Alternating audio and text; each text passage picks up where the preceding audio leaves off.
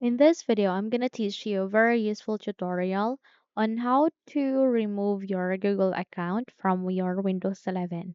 So without any further ado, let's begin. First things first, you need to bring up your Google Chrome. The moment you've opened it, you'll be able to see a window like this. Right here at the upper right side of the screen, you can see an option like this, which contains the Gmail, images, this loved icon, this Google Apps icons, as well as this user account icon. So click on yes user icon. The moment you click on it, you'll be able to open this right pane where you can see add account and sign out. So the first thing that you need to do is you need to click on sign out. Okay? Once you click on it, if it will ask you to confirm by signing in your Google account as well as the password, all you need to do is you need to do that so that you can completely sign it out.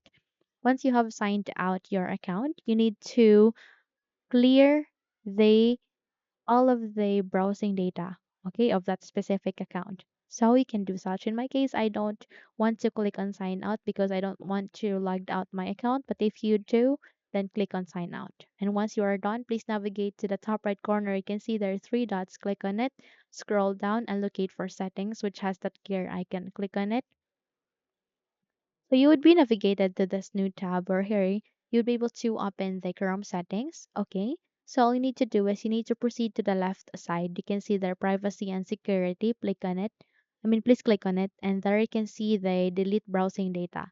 So click on this one. Okay. And there here you'll be able to see delete browsing data window from the basic to advanced. So check all of this one, browsing history, cookies and other site data, cached images and files. Click on this dollar key and please select for all time. Once set, you need to proceed with advanced here. And there you can see browsing history, download history, cookies and other site data, cached images. Just ensure that all of the options or the things here are being selected or checked. And once done, you need to set the time range first into all time and click on delete data. So this might take some time, okay, but all you need to do is you need to wait until the process would be finished.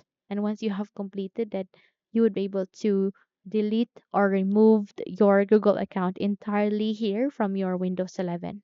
Okay?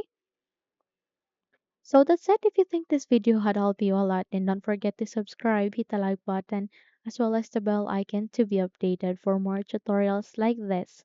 Thank you for watching and have a good day, everyone.